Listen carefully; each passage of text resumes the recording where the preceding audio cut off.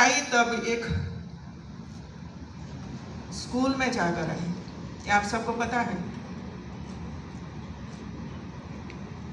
दिव्यांग बच्चों के लिए ये काम शुरू किया, वही महिला है हमारे जैसे। लेकिन विचार कैसा आता है, ये प्रश्न है। मैंने पूछा कि आपको विचार कैसे आया, तो उसने वही बताया कि पति का देहांत हो गया 97 में। फिर मैंने सोचा कि बच्चे तो बड़े हो गए हैं, अपने अपने तरीके से काम कर रहे हैं, मैं घर में अकेली बैठी हूँ, सशक्त हूँ, कुछ करना चाहती हूँ, तो किसके लिए क्या काम करूँ। तो उसने सोचा कि मैं तो दिल्ली में रहती हूँ, मेरा मायका बरेली है, मैं बरेली में जाकर देखूँ तो सही वहाँ क्या ज़रूरत है। और वो बरेली में आई, अपने मायके में आई, और देखा कि इधर ऐसी कोई व्यवस्था नहीं, कोई संस्था नहीं जो दिव्यांग बच्चों के लिए काम करे। तो उन्होंने उसी समय से, मतलब आज 25 साल हुआ, उसी समय से दिव्यांग बच्चों को अपना जीवन समर्पित कर दिया है मित्रों। तो कहाँ से सोच आती है, किस तरह उसका उपयोग होता है, किस तरह काम का आयोजन होता है, कहाँ कहाँ से उसको मदद मिलती है, कितने बच्चों को इसका लाभ मिलता है। बच्चे आते ही नहीं थे, 2 बच्चों से काम शुरू किया, आज 300 से ज़्यादा बच्चे वहाँ पढ़ रहे हैं। और खुशी की बात ये है कि ये यूनिवर्सिटी ने ये पूरी संस्था को एडप्ट करने का निर्णय लिया है।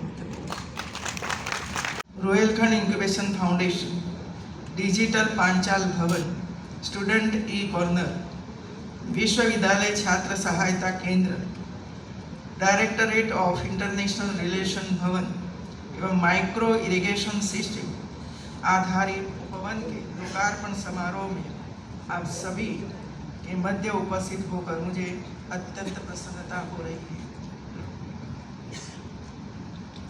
मित्रों, आज जितनी भी बातें हमारे कुलपति जी ने आपके समक्ष रखी है और हमारी 2 महिलाओं ने अपनी अपनी बात, कैसे आगे बढ़े, क्या क्या संघर्ष हुआ, आज कौन सी स्थिति में वे सब पहुँचे हैं और कितना कार्य किया, कितने लोगों को उसका लाभ मिला, इसकी सभी बातें हमारे बीच में रखी है। आज से 40 साल पहले की बात करो या 50 साल पहले की बात करो, तो महिलाओं के लिए पढ़ने की व्यवस्था भी नहीं थी। खेती करना, घर का कामकाज करना और पूरा जीवन व्यतीत करना, यही था। मैं कोई अलग महिला नहीं हूँ, मुझे भी वो झेलना पड़ा है, लेकिन मैं बात करना नहीं चाहती हूँ। लेकिन आज समय बदल गया है, और समय जब बदला है तब इसका लाभ उठाना, स्वयं का विकास करना, परिवार में जो हो बेटा बेटी उसका विकास करना, और इसके आगे जाकर अपना व्यक्तित्व का विकास करना, और साथ में समाज का काम करना जो आप चाहे। या तो जो आप और जगहों पर हजारों महिलाएं काम कर रही हैं, स्वयं सहायता समूह के माध्यम से हजारों नहीं लाखों महिलाएं बाहर निकल चुकी हैं, लेकिन परिणाम जो लेना चाहिए, मिलना चाहिए, वो परिणाम हमें नहीं मिल रहा है। अब देखिए, हमारी महिलाएं स्कूल चला रही हैं। मैं 2-3 बातें हमारे स्कूल के प्रिंसिपल को और स्कूल के टीचर्स को या यूनिवर्सिटी के अध्यापकों को मैं कहती हूँ कि सिलेबस कैसे बनाएंगे आप। अभी नेशनल एजुकेशन पॉलिसी आई है तो इसका लाभ उठाना चाहिए। मैं 2-3 बातें वे लोगों को कहा कि आप अपने सिलेबस में गर्भ संस्कार का सिलेबस ऐड करिए। आपका गर्भ संस्कार का सिलेबस ऐड करिए। क्या आपकी बेटी जो स्कूल में पढ़ती है, क्या हीमोग्लोबिन ठीक है? 12%, 13% है? नहीं। 5%, 6%, 8% वाली हमारी बेटियां आज पढ़ रही है। कैसे बच्चों का जन्म देगा?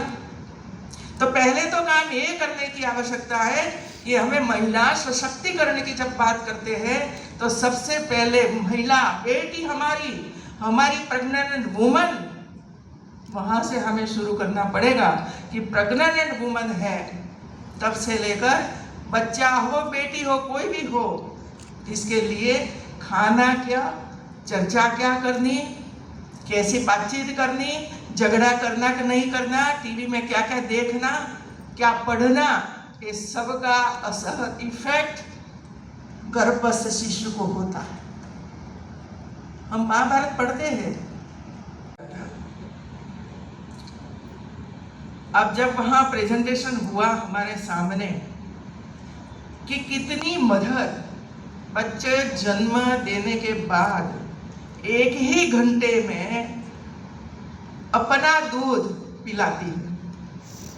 आप सोचिए, डिलीवरी के बाद 1 ही घंटे में बच्चे को दूध माँ का मिलता है कितना परसेंटेज। मैं आज महिला इधर आई है, इसी वजह से मैं ये विषय आपके सामने रखती हूँ। तो ये काम हमारा है कितना, 24%। 100 में से 24 माता ऐसी है जो 1 घंटे के अंदर अपना दूध बच्चे को पिलाती है, फीडिंग करवाती है। 100% नहीं होना चाहिए। हमें ये पता होना चाहिए कि माता का यही दूध उत्तम दूध है। इसी समय बच्चा जो भी कुछ रोग लेकर आया है, कोई वायरस लेकर आया है, तो माता का ये दूध ही ऐसे वायरस को खत्म कर देता है। ये जरूरत है मित्रों। डिलीवरी मैंने पूछा, डिलीवरी कितना % होता है, तो 84% हॉस्पिटल में। अच्छी बात है, 84% डिलीवरी माताओं की हॉस्पिटल में होती है। पहले तो 10% कोई नहीं जाता था, घर में ही डिलीवरी होती थी, घर में ही बच्चा मर जाता था, कभी पता ही नहीं चलता था बच्चा का जन्म हुआ, मरा कि कहाँ गया। लेकिन 84% है, अभी भी 16% नहीं है। अभी भी घर में डिलीवरी हो रही है। इतनी सुविधाएं राज्य सरकार और केंद्र सरकार हमें दे रही है, फिर भी हमें जाने के लिए अवसर। उजाला कर चले, मन से उजाला कर चले, एक अमर उजाला कर चले।